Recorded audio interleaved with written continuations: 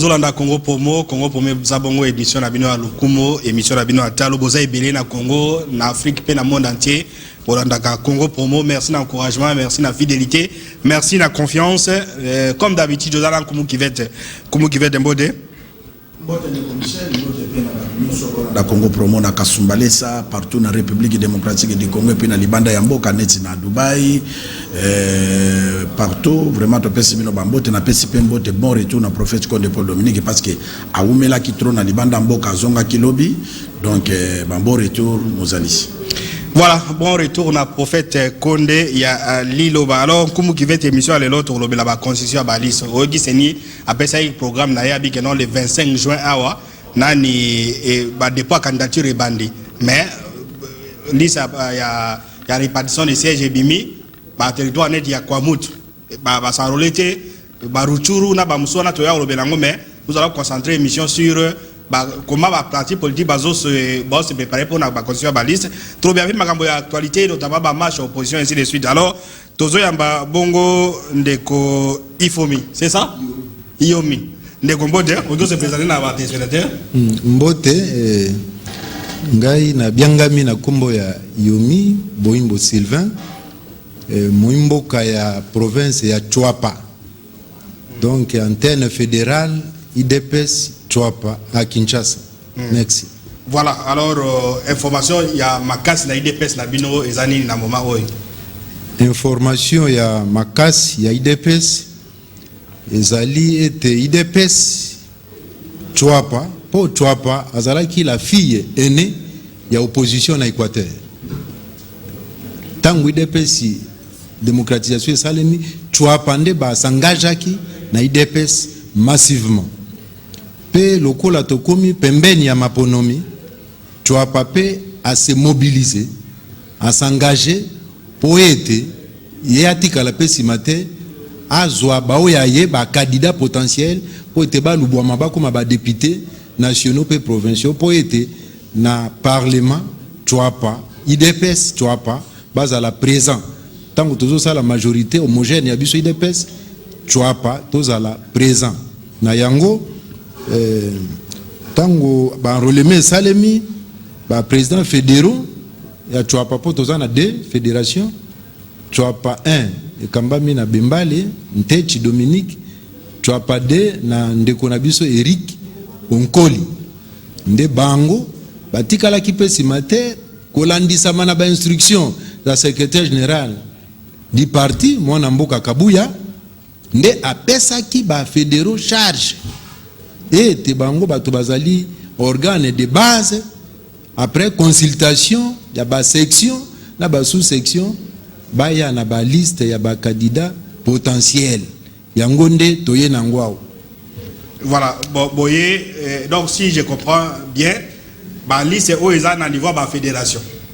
Au fédération disons interfédéral neti Kabuya sanga bango basala ba constituer ba tindeli Kabuya batindeli bebino donc ce sont des fiches ba fiche aux autres na base c'est ça. Oui, l'IDPS c'est tango qui président na moponomi le cas qui a lobby je me confie je me rallie à ma base. Donc ba organe de base oyo zalaka makasi IDPS c'est ba fédération. Nde yango ba président fédéral en exclusivité na Congo Promo doit découvrir kasi ba liste oya IDPS oyo uti na base c'est constitution ba constitution oui c'est constitution par circonscription. OK ça va. Donc tobandia wana Chouapa 1 oh ça c'est mukanda liste lettre de transmission Chouapa 1 on va pas tout comprendre Chouapa 1 vu combien de districts donc Chouapa 1 merci Nkumu merci Chouapa 1 est territoire ya Bwende Befale na Monkoto Chouapa 2 est territoire ya Bokungu Ikela na Jolo. Allez biso ba candidat IDPS oyo uti na base. Donc ba candidat au bazali ba candidat oyo ba président fédéraux ba tindi yango officiellement na CEP de la commission électorale 10 partis il y a IDPS. Donc tozalia on a ba députés nationaux ba candidat députation nationale ville de Boende. Tozali na monsieur Félix Boseko Tambane territoire de Boende pour na Boende tozana ville na territoire de Boende tozali na Docteur Benjamin Bola Ikolwa, tozali na Madame Alerte Itaka Elanga, et puis tozali na Julio Nkamba Isenge. Non, c'est-à-dire awa ba fédéraux ba pesi li sous charge et pas ya CEP. Donc CEP a kosa la tamisage à Lubola moko parmi bango. Na ndenge batangi wana. Mais namoni ba onyoso na ndenge nga na yebi na Bwende ba onyoso batangi wana. Moko ya kotika la lobeko lo. Ok, ça va. Donc, commandé Sima. On peut savoir raison, parce que tu as fait Boseko. Voilà, non, Boseko de Baché, n'a Bwende Ville. Voilà, Bwende territoire Baché, c'est Pébola. Voilà, il conseille chef de l'État. Na Alerte Itaka, na Julio Nkamba. Naoki comme on a banga, à part Julio, Julio Nkamba, tu es bien. Ok. Alors, quelle est la constitution députation provinciale, toujours territoire ya Bwende. Na niveau ya ville ya Bwende toza na Joël Bontamba Bosia et puis toza na Frédéric Oyebi Joël Bontamba Bosia Ekofo Lungu Oyebi Joël wana sincèrement Joël Bontamba Bosia Oyebi Joël nonga za na Kisasa non mais il faut yeba ye apparemment on a bon mais au travail à confidence na Bwende non nous faisons confiance dans la liste et la base. Continuez. Mais il faut y avoir ça peut moi idée. Oui. Territoire de Bwende. Nous avons Jires, Lumboto, Ileli, Arlette, à Mekichance, la nationale, la provinciale, Arlette, Itaka, Elenga. Nous avons Mami, pour te privilégier, Péjar, Mami, Kabangu, Ndelela, na Bwende ville. Na Bwende, territoire. Tozana Feli Isenge Yondo et puis tozana Ndeko Artir et Yenga Onenkombe Ito. To ba kombo na yo yebi bango. Ba tono yebi bango physiquement non. Et physiquement. Oui. Yebi bango. OK, yebi bango te.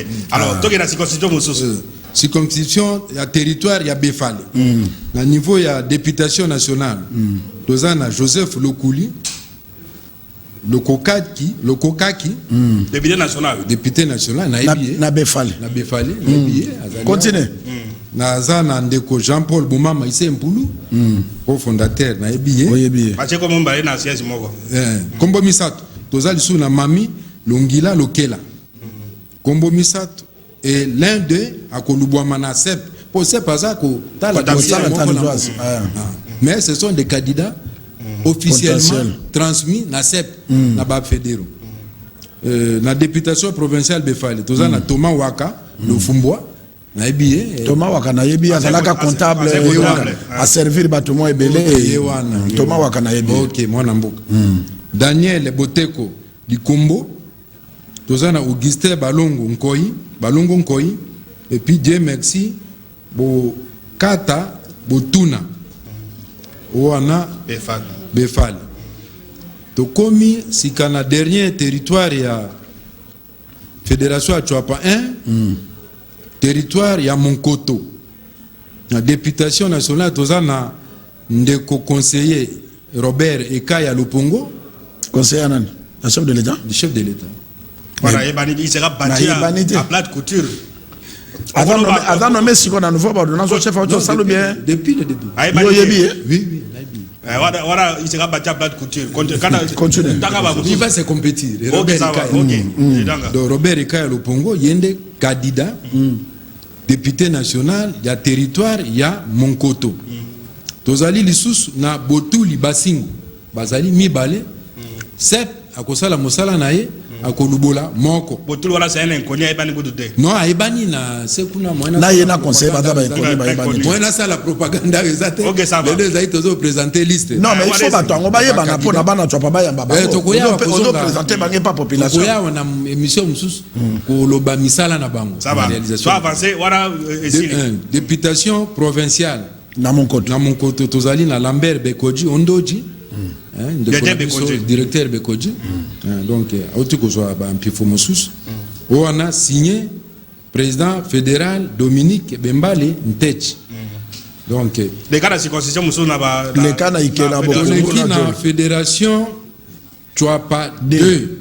Oyo mwana mboka Onkoli Nkanga Eric atindi tozali na Bokungu na candidat député national Mpechi Ebende Jean-Robert Pada Ebanite mwana mboka Jean-Robert Mpechi yo yebi nayebi nazali conseiller conseiller à chef de l'état donc on est comme une ba musique conseiller mais oui bien même si les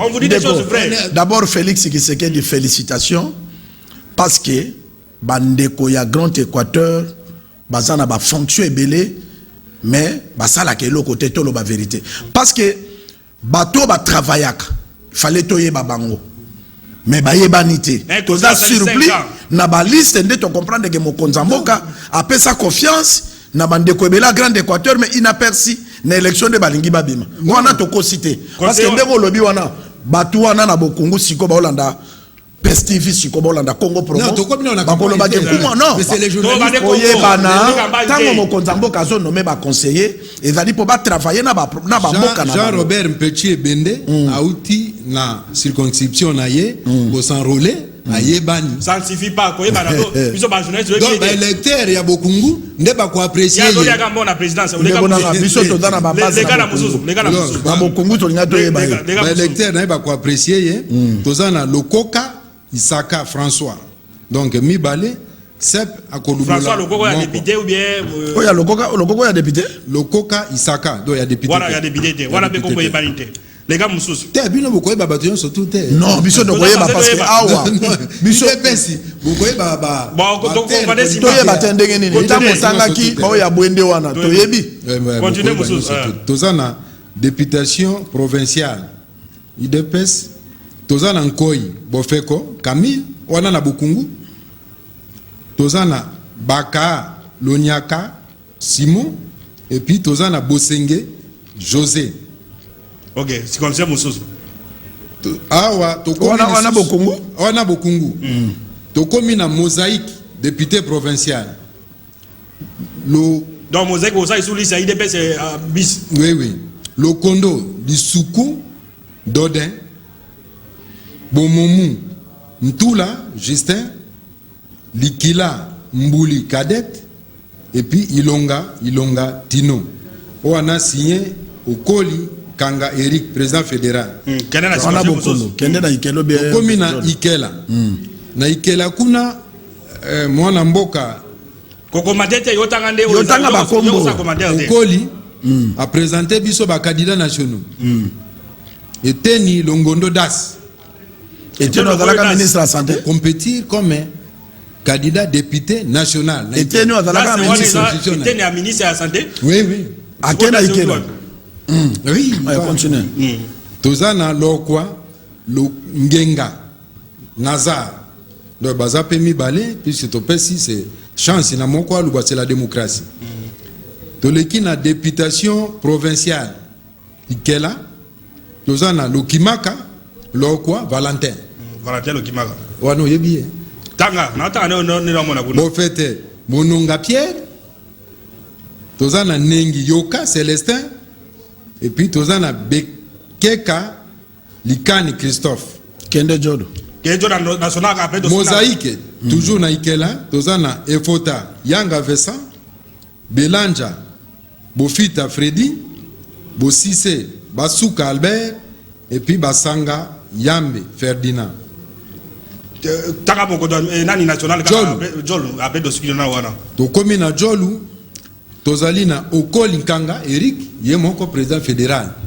aza candidat député national atana ba bon to komi na campagne était Yoto Linonge Blanchard wana na Jolu na candidat député provinciaux tozana Okoli Nkanga il tente les chances na national na provincial Baoyi Bitolo Cyprien tozana Befela Mbomba Pichu na Mosaïque tozana Isanga Nsala Gérald Ngesanga Ntafolia Birit Ilofwa Bofangi Dani et puis tozana Lomboto Balando donc baoyo nde ba candidat officiel au baza transmis na ba président fédéraux Mais c'est le journaliste inquiétude des alliés.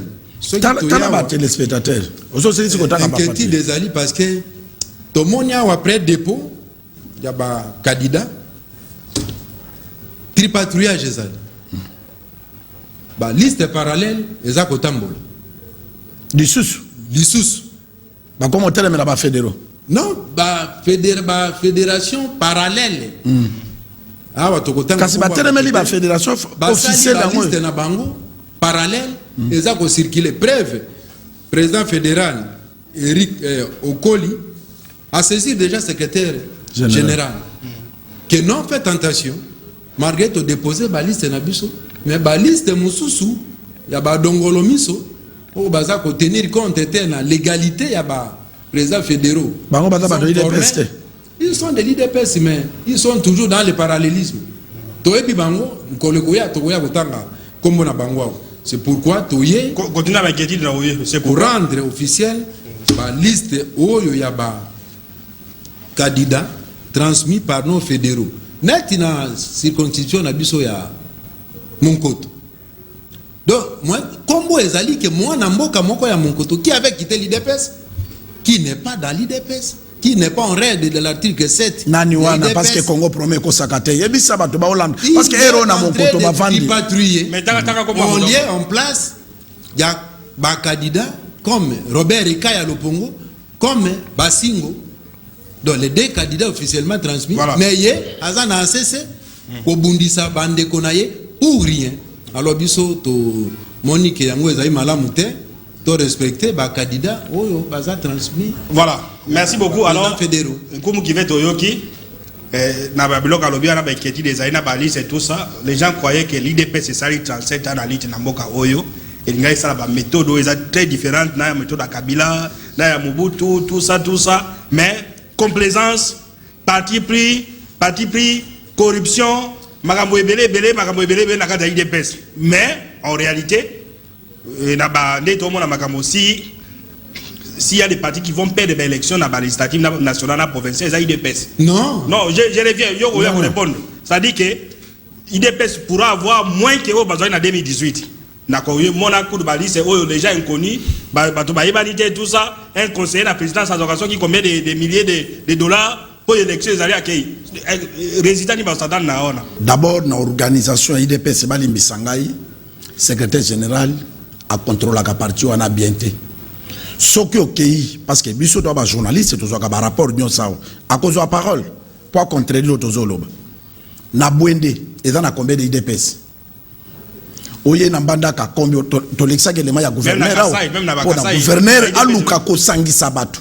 Oyo qui est mokonde nga lobby, babimisi ba liste boye, mais ba mususu ba ole kaboye. Tout ça va compter na tricherie. Mais ba comprendre que les Congolais va comprendre que l'élection est par rapport à bato basa de la bango. Yon di milelo attendez qu'on a na plateau awa na province lokola Chapa, province lokola Équateur. IDPS a gagné à rep. Je ne crois pas. Pourquoi na lobi bongo? Parce que même le secrétaire général Yemoko a censé à loba yango. A lobi tozo ke na ba ponami. Bobi misape ba député bene na ba province na bino. Pour na besoin poste ya pour ayebi très bien que au ko gagner jamais IDPS na de Kasai. On comprend? Neti ba candidat oyo batie oyo ce qui ngai naza président Félix Tshisekedi a compté na bande konaye ino sacré. Oui, bali ino sacré nde ba gagner oui, yoka de commissaire Okoloba, on peut signer parole de commissaire. Pourquoi j'ai dit ça? De commissaire Mutuloko la Gilo Ndomboyo à Tongi, Assemblée provinciale moderne. Non, Yoka, toujours présenté. Excusez, Yoka, a présenté Zela Okoloba. Ndego, ngana journaliste. Yoza muta parti politique. Nazo la kisayo étant journaliste, ndenge population, ndenge babengaka. Gilo Ndomboyo a Tongi Assemblée provinciale. Très bientôt, Batobaso Kendeko Katariba ya stade, à moderniser province na Itchap. Conseiller Oyo Tangiwana, à ta pont ya Pamba Salate. Yo kanisi population bazaba kon pour te dire que le président de la République a compté ming na balie na ya union sacrée que na ba candidat bidon on a pesa émission on a ko bomba yango après résultat élection to ko zongisa on compte sa biso pour dire que Mokonzamboka neti ba province lokola ba Chwapa, ba province lokola Équateur, Congo mobimba a compté mingi na balié, soki tokeneti na Grand Kasaï, a repipe, atia même mis kuna na loba par exemple. Nous kunate parce que a ko dépenser mbongo na ye pamba. A ko zo ba député kunate. Nazo loba selon statistique. Et là lokola ça que na bandundute, a ko zo ba député. AFDC tondi sa mbongo na bandu ko bebi sa pamba te parce que a ko gagner palute na bandundu. Donc total la kandenge élection ba liste politique ndenge zo tambol. Ngai na connaissance na za nango ya Grand Équateur lelo 22 ans pour na ko visibiliser politique à Grand Équateur ba candidat tangi wana ata moka ko bimazate. Voilà, alors on réagir. Todanga mokonza mboka a na Chine ko réévaluer contrat chinois et signama kitango Kabila tout ça misala ekosalama tolanda pe participation à ministre d'État Guy Londo azaki au côté ya président de la Chine. Qu'est-ce qui s'est passé en Chine? Moi condamné à peine de zongi na yeko son parole, vous aurez tout le temps à répondre comme qui veut. Lui il est dit en tant qu'éditorialiste et un membre parti politique. Soit aussi on est à comprendre que non parti l'étude pèse na batu ba kombo sali awa, c'est fort probable ceux qui vont tuer sur les 50 du non, peut-être si il y aura la chance peut-être de mourir à soi. Ça c'est encore nous aurons 3 4. OK, vous aurez 3 ou 4 tolanda nani participation à ministre Guy Londo na Chine des besoins pour la suite de Congo pour moi.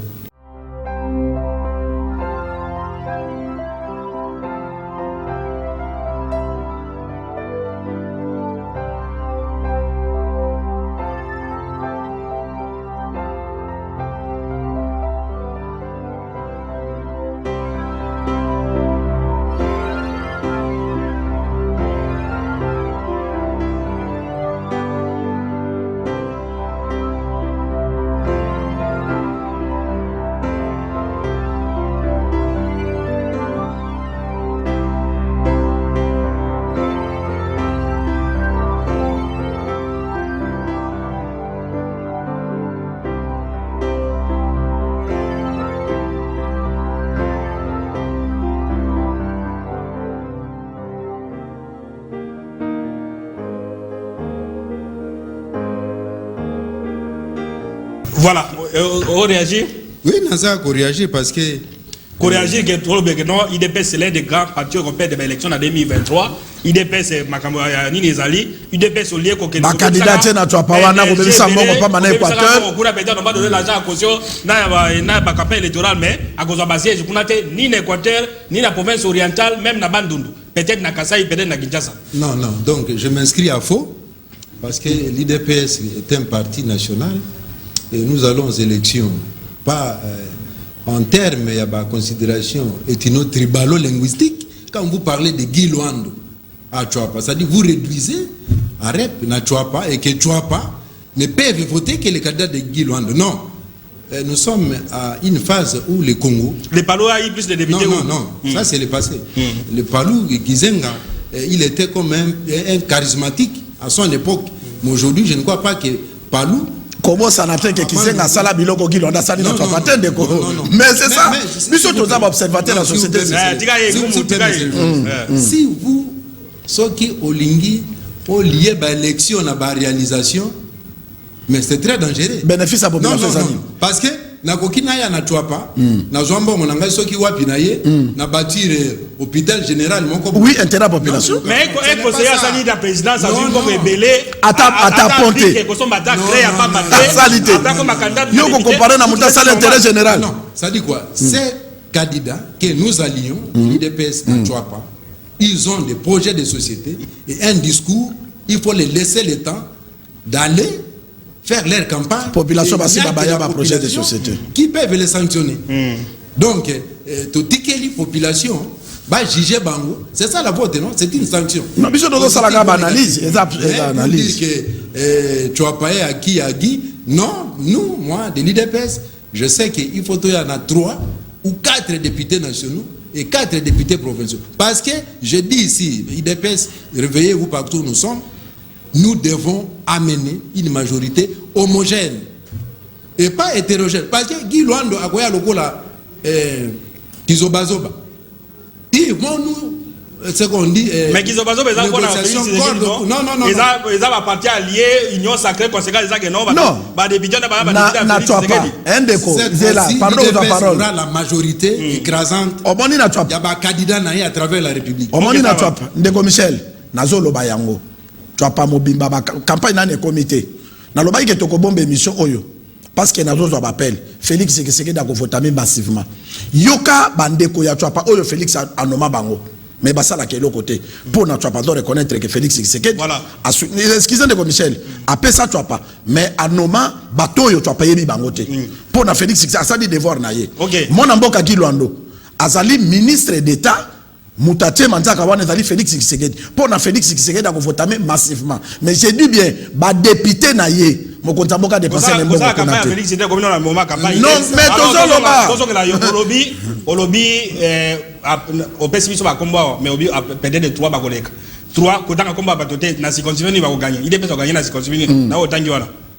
honnêtement, IDPS va gagner à Mongoto, Robert Ekaya Lupongo va gagner à Mongoto, à Boende. A gagné Ngelemana. Yoka, à Boende. Napanjoko.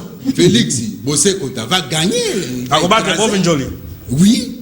Ok. Bosekota va gagner. Et puis à Befale, bon maman ici va gagner. Voilà, les justes vivra par la foi. C'est pas une fois. Ekola go gagner prof Njoli na nini na Boende. Félix. Va gagner. Non, moi on m'a battu sur Tangi. Tous à l'honnête. Na ndenge na bi politique Équateur. Bosekota ke bambalebele a gagné.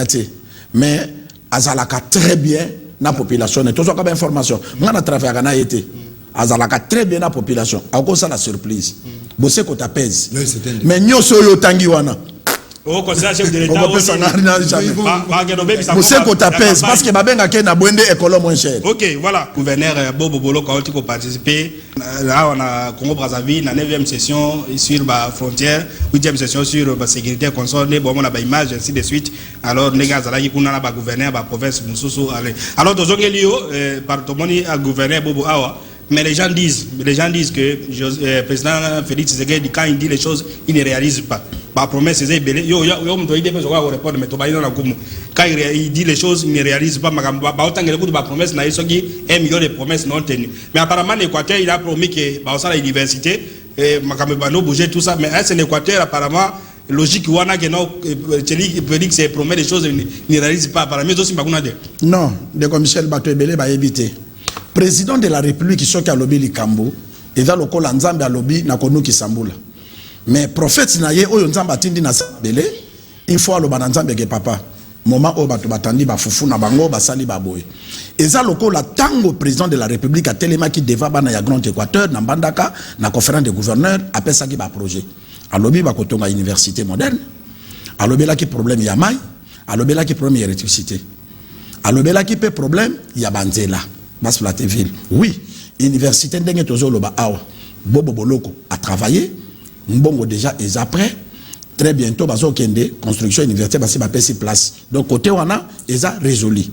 Ce qui tokei na côté ya mai.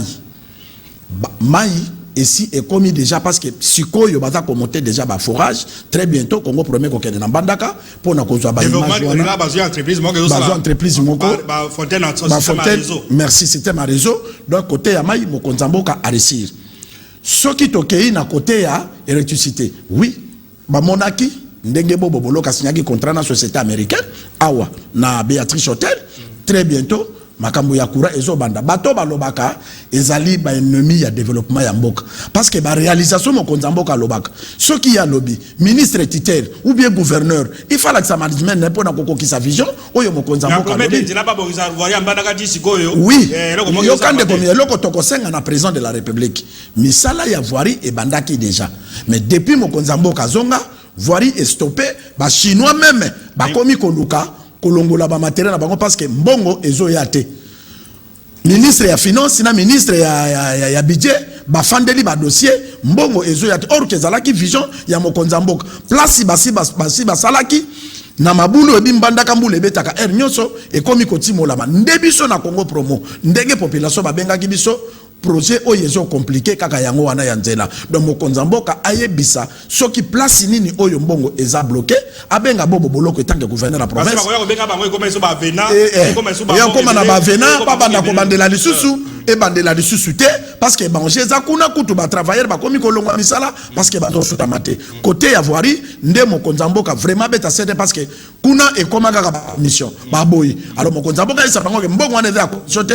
eza misala nga na tikaki po na bénéfice à population na ngai o ba votaki balingi ba votenga lisusu misala wana ya voirie ambandaka esalama parce que tisikoyo misala ya voirie eza bloqué. Mokonzamboka abenga gouverneur soki auti Brazzaville soki moye zali amona ya tuna ye makambe eza bloqué na ndenge nini mokonzamboka abenga ba ministre basala surtout neti tokosenga na bango conseil des ministres ezoya balobetelanga ko moluka ko beba lisusu.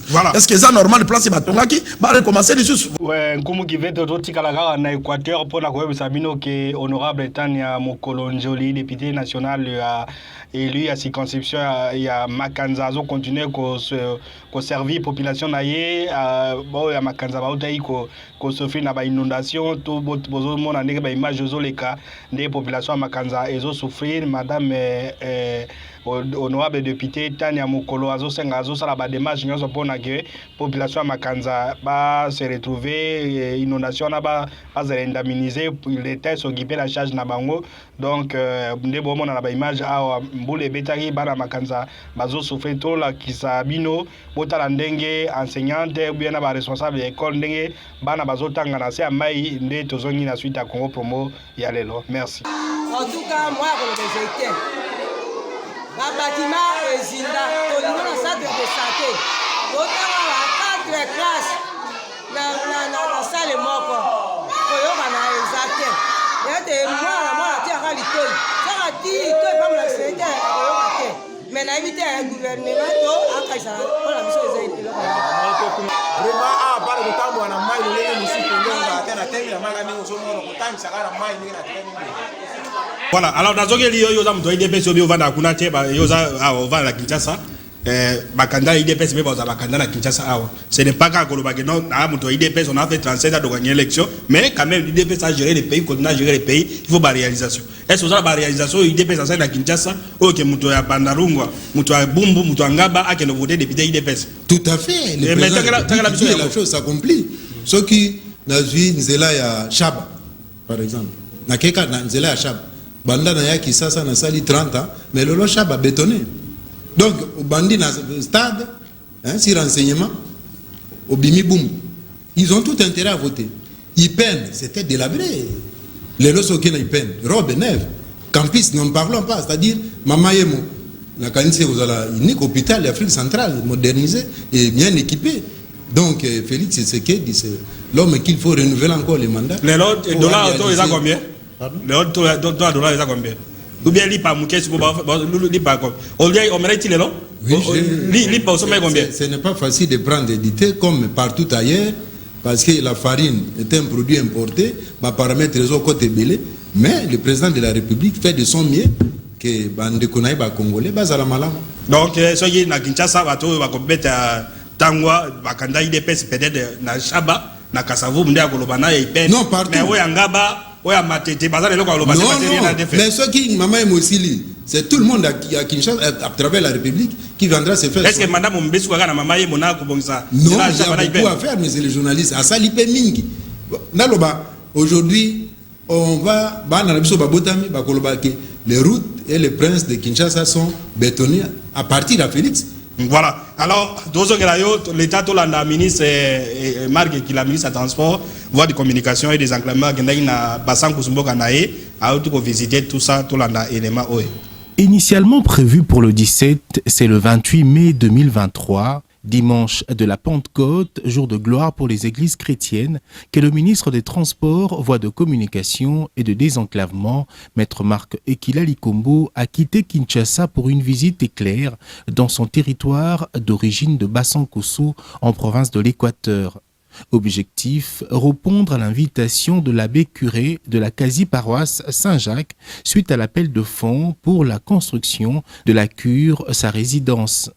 À son arrivée, un accueil chaleureux lui a été réservé par les officiels, dont l'administrateur du territoire, en présence de l'abbé Lokuli et la population venue par milliers, ainsi que des cadres et militants de son parti, l'AFDC, et des autres de l'Union sacrée de la nation, dont l'UDPS. Pour sa première adresse, au sortir de l'aérodrome, il a expliqué l'objet de son voyage qui avait un double objectif, tout en rendant hommage au chef de l'État, le Premier ministre et le professeur Modeste Bahati Lukwebo, autorité morale de son parti AFDC, qui ont fait de lui ministre au sein du gouvernement.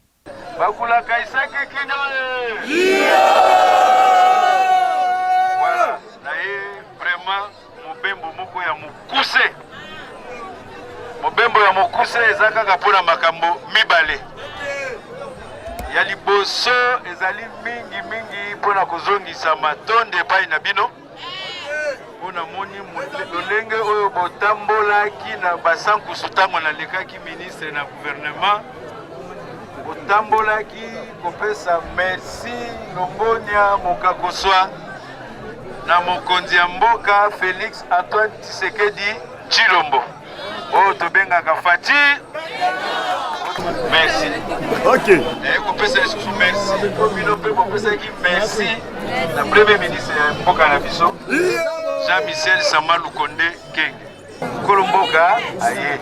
Zaboete. Yami Balé, naye ko répondre na invitation. Oyo, Kazi Paroisse, Saint-Jacques. Monsieur l'abbé Jean-Baptiste. Juste après, direction le groupement de l'Issafa à 18 km, participer à la messe de la Pentecôte à la quasi-paroisse Saint-Jacques. Mais avant d'atteindre l'Issafa, son cortège sera plus d'une fois stoppé par une population en ferveur, voulant à tout prix le voir de près. Notre fils est là, crie cette population, partout où le ministre Ekila et son convoi sont passés.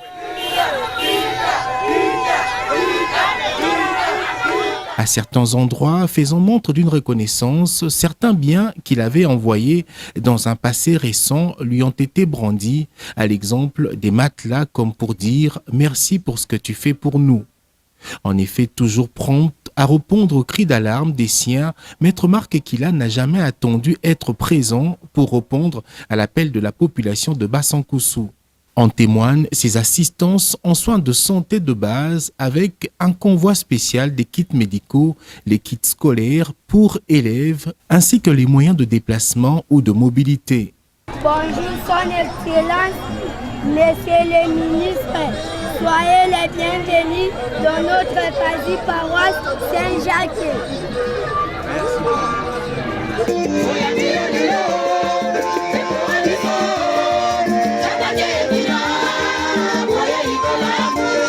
À l'Issafa, l'ambiance sera de fête et cette chanson chantée par la chorale lui dédiée est la preuve que Marc Ekila Likombo est dans le cœur des siens.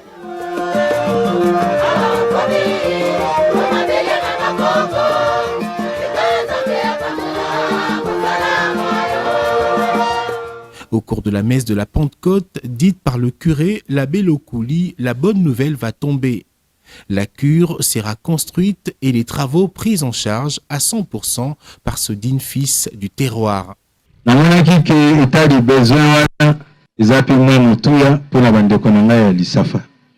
Nabi lokola Nzambe pe atomboli moko ya bana ya Lisafa oyo aza koloba Maître Ekila Likombo Marc.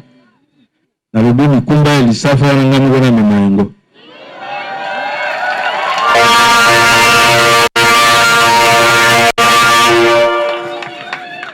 Nalobi teke bopesa te.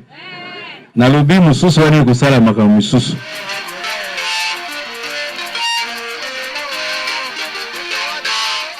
Avant de regagner Bassankoussou, le ministre Ekila va visiter les endroits où ont vécu ses parents, à l'exemple de la maison où habitait son père avant d'intégrer l'armée en 1952, ainsi que celle où est née sa mère.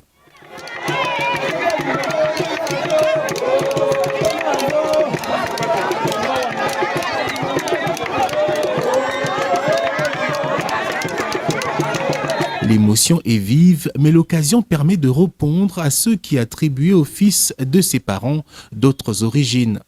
Malheureusement pour eux, la vérité a toujours été têtue.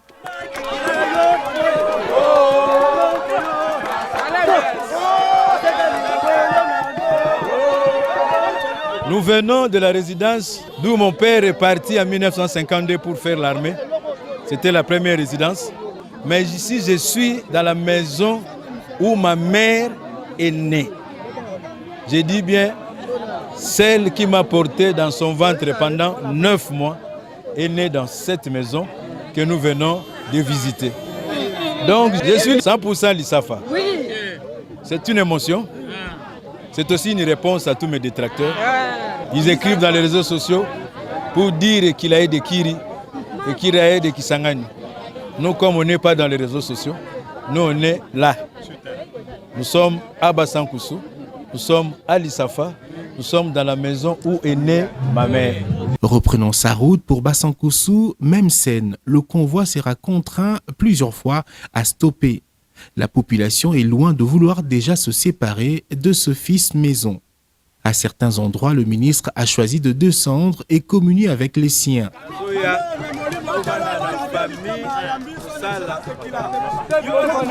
À Bassankoussou Centre, en sa casquette de membre du gouvernement, le ministre de Transport, Voies de Communication et de Désenclavement va accorder plusieurs audiences.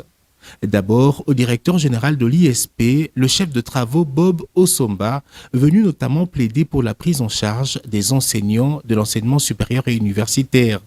La société civile, qui lui a remis un mémo, avait également plusieurs préoccupations. Excellence, Monsieur le ministre, la population de Bassankoussou reste très reconnaissante des actions sociales que vous avez amorcées en sa faveur. Nous citons dans les domaines de la santé et de l'enseignement. Toutefois, nous vous recommandons de penser au point ci-dessous qui bloque le développement de notre territoire, à savoir 1. La réouverture de la base de l'office des routes à Bassankoussou. Pour permettre le désenclavement de Bassankoussou, nous parlons ici route Bolomba Bassankoussou Befa. L'installation des réseaux téléphoniques dans les chefs-lieux des secteurs de Wakabokeka et de Bassankoussou, comme c'est le cas à Gombalou. L'affectation d'une unité de transport, surtout fluvial. Et enfin, la dotation d'un véhicule pour le transport. La notabilité du coin, pour sa part, n'a pas tari d'éloges à son endroit et a reconnu tous ses bienfaits.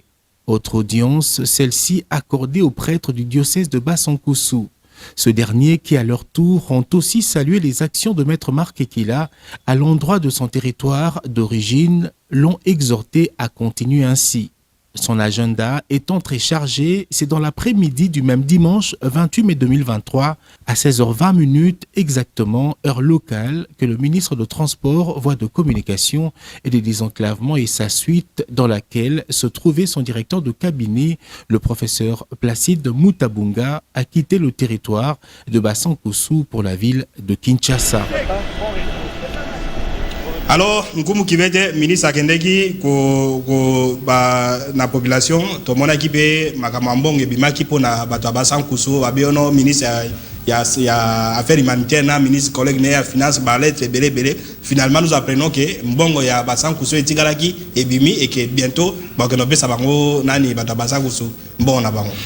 De commissaire d'abord na ko féliciter mon amboka ministre Ekila, ministre de transport parce que azo pesa fierté yaba na nyonso à Grand Équateur. Ministère de transport et bandaka koyoka na boyete. Mais banda mon amboka Ekila koma wana apesi ministère wana valeur. Ça c'est un 2-2. Toye kozonga na makambo lobi ya mbongo. Ndeko Michel. Pourquoi batu balingaka ko samele na battribution oyeza ya bangote? Totaki kolobati. Mokonza mboka a nommé conseiller azali mona ya monkoto. Mais akoma ka monkoto te. Mais s'il y a un problème, c'est un peu cet exemple. S'il y a un problème, neti problème est salama qui na Bassankoussou. Bassankoussou batana ministre na bango. O mokonza mboka noma parce que basenga ki Équateur na ministère te na kofena de tozalaka na wana batuni mokonza mboka président. Pourquoi biso tozana ministre titulaire te? Nzambe na bakoko basali babengani mutete la parce que bakoko balobi no tika monga ko matitulaire wana na kota kutimi. Monga ko titulaire les Lombadaka, Équateur, Bazali, parce que moi, na bango a commis ministre. Ce qui li kambezali na Équateur, li boso ba ko benga mona mboke kila. Mbongo yango yebimi, nino ko sala, nino ko délégué. Neti siko na mbongo wane bimi, mona mboke kila état responsable. Abengi Sambo Kolombe, étant que député national ya Équateur. Yabasankusu. Toko sala nini, yango de sala maka. Ngai na kamwa kimbongo yebimi di boso. Bato mususu basakapare baki otofungolisa tokende tosala nini a parti yo zalaka ministre otika la sali samboka te sikoyo okomi simple même na parti za na fonction mon côté olingio kende ko détruire organisation ya bato nga na koyebisa mona mboke kila na ko féliciter président de la république na ko féliciter pe ministre national ya finance parce que azipi salité oyo bato ne basala ki on est obligé ozongi sambongo oui nde asali azongi simbongo wana et Congo promo et kokoma na basankusu po mona partage ya mbongo wana tozolo ba même na honorable Sambo Kolombe même na excellence kila que lokola mbongo ba futi Congo promet koma emona na bato bazala ki mbongo ezongi nous avons tout droit ya kokende OK ya kokende kota la partage ya mbongo wana ndenge bato bazala ki na ba problème ba bénéficier ndenge Félix Tshisekedi akanisi bango voilà donc c'est comme la dernière minute ils prennent les conseillers et puis de Michel na bakisa omoni to vale facile Équateur to sali le loti Kabila silisi mandat na ye biso lotika la kozwa premier ministre était biso teme Équateur parce que naza na racine nanga bali misanga na le betan journaliste était nazo le betan ke mon Équateur to tika la kozwa premier ministre était bazwa ka premier ministre na nini na kota ya ba député nous voulons que bana ya Grand Équateur bazala yini ba bimisa ba député ebele pour na to gagner to soit premier ministre dans deuxième mandat ce qui Félix Tshisekedi mutakobima to kozwa député wana na nini na kokangama na ba parti oyo ya Équateur ba voter ba député nationaux ba député provinciaux to comme na poids politique to zo ba sénateur ebele pour na to zo premier ministre voilà on répond à question de Pierre Katote à Lubumbashi pour nani pourquoi opposition et autres ça ba marche était yo mdo IDPS pourquoi opposition ba permettre de bango ça ba marche était monsieur de pesto permettre opposition non mais ba marche ce que ça na ba yo on na makambo le garder non mais il faut se conformer à la loi avant de faire une marche Maman Marthe à lobby province nini ezui ba rolé belé depuis isangi à lobby sous parti ni ne kozwa ba député belé donc na province ezui à rolé belé maman Marthe za Kinshasa près de 5 millions d'enrôlés na Kinshasa ça signifie que candidat président a kozwa 4 millions ya ba voix à Kinshasa donc 80% à ça envoie comme président de la République pour ba Kinshasa là makasi te membalo yo ce qui est candidat populaire na Kinshasa à quelques voix 1 million ou 2 millions comme président donc président de la République sortira la Kinshasa cette fois-ci alors nani parti ne kozwa ba député belé batuni comme qui fait de yoloba et puis parti kozwa ba député belé to ko estimer te ngana zo mona même na Grand Équateur ba parti kozwa ba député belé ko ezami balé kaka o ba ko kabola parce que soko tali mbanda kana bwende na bolomba soko tali bolomba muke mungala pardon arrêter ko renfler parce que élection exact naza ko insistant ngo bato bakomi kota d'élection par rapport ya langue bazo mona ke soki lelo arrêt pas eu ba député belé gilonda ko ma premier ministre akopesa bande ko na emisala les choses est clair soko tali na côté à nord kuna mutako gagner bemba zate parce que bamoni ke bemba pesa ka bande ko bango kuna mais on a statistique étant journaliste na ba nous le payer par le mutako gagner donc on a ngani ngotuninga ça IDPS donc IDPS na Kasai en tout cas il y a pas match voilà alors ndeko nani na Kinshasa nani a gagné l'élection on a Kinshasa non toute la République c'est pour l'IDPS non on Kinshasa d'abord pas toute la République na c'est la constitution je rappelle que en 2018 na Tchangu député moko Funa député moko moi ba député moko tous à cette époque ce ne seront pas les mêmes élections qu'aujourd'hui vous avez fait mieux que 2018 oui en travaillant donc l'IDPS a bien travaillé a bien présenté ses candidats potentiel, c'est-à-dire après enrôlement, les fédéraux se sont rendus compte sur le terrain que tel a des actions et en un ancrage, ils vont gagner les élections. J'ai dit le Congo, l'IDPS va gagner. Non, tout Kinshasa. L'IDPS va amener la majorité à Kinshasa et à travers la République. Nous aurons un député de Monkoto, de Kaya, voilà. De Bouende.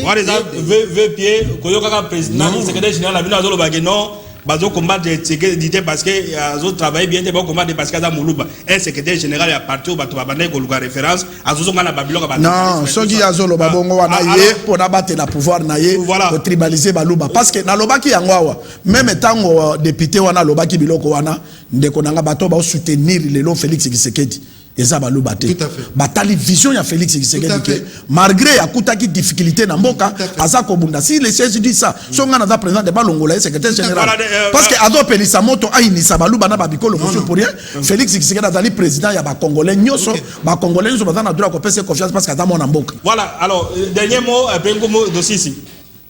Dernier mot ya antenne fédérale les alliés que l'IDPS CEP a considéré ba liste Oyo et Tindami na ba président fédéraux. Le parallélisme n'est pas accepté, autorisé dans l'IDPS. Voilà.